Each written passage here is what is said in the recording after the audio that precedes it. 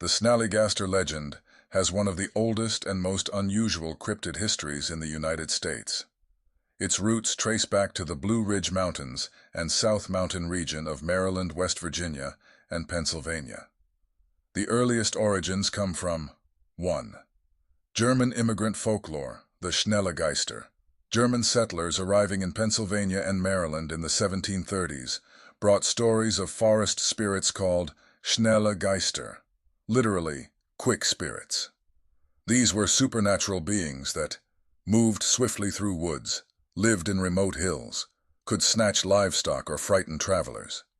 These old-world tales blended with the new environment of the mid-Atlantic frontier, where settlers encountered strange wildlife, unexplored mountains, and nighttime animal calls they could not identify. Over time, SNALLYGASTER evolved in American folklore into a physical creature, not a spirit, eventually becoming the SNALLYGASTER. 18th–19th century accounts 1. Frontier-era reports, late 1700s, early 1800s. Local stories described a fearsome bird-like or dragon-like creature that flew silently over farms, had a long beak or metallic bill, possessed claws capable of grabbing cattle, made shrieking or wailing noises at night. Early settlers feared the monster of South Mountain, especially during harsh winters, times of missing livestock, periods of unexplained noises echoing in hills. Most of these stories were not formal reports. They were oral tradition, journal notes, or local gossip passed between farming families in isolated communities. 2.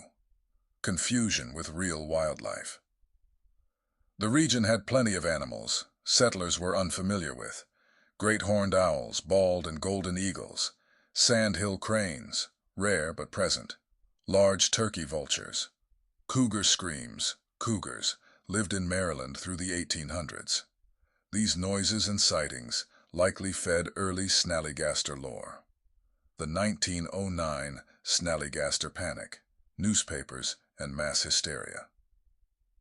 The Snallygaster became nationally known in 1909 when a wave of sightings struck Frederick County, Maryland.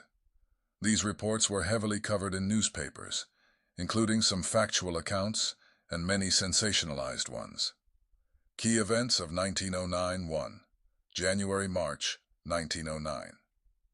Multiple newspapers in Frederick, Maryland; Hagerstown, Maryland, Cumberland Valley, Western Pennsylvania reported sightings of a huge winged creature, often describing a wingspan of 20 to 30 feet, claws or talons, a beak lined with sharp teeth, a single eye, likely an exaggeration, a loud scream, like a locomotive whistle.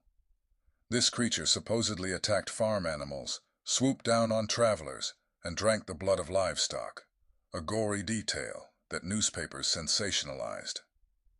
2. Eyewitness reports. A few reports were more grounded. Farmers saw a large bird at dusk, something perched on a barn rooftop before fleeing, a creature bigger than any vulture, flying toward South Mountain. These realistic sightings were mixed with fabricated or exaggerated articles. 3. Federal interest. A newspaper joke, taken seriously by some readers, claimed that President Theodore Roosevelt considered hunting the Snallygaster. This boosted the legend's prominence. 4. Local fear. Some families kept children indoors for weeks. Others avoided traveling at night. The 1909 scare became one of the most widespread cryptid panics in U.S. folklore. The dragon meets the Dwayo, mid-20th century.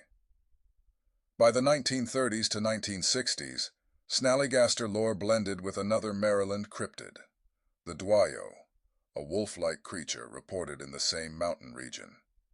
Locals claimed Snallygaster and Dwayo were natural enemies. Their battles explained terrifying noises at night.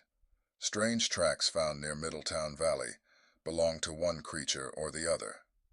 In reality, this mixing of creatures was a direct result of mid-century American roadside folklore, where cryptids were often exaggerated by newspapers to entertain rural readers.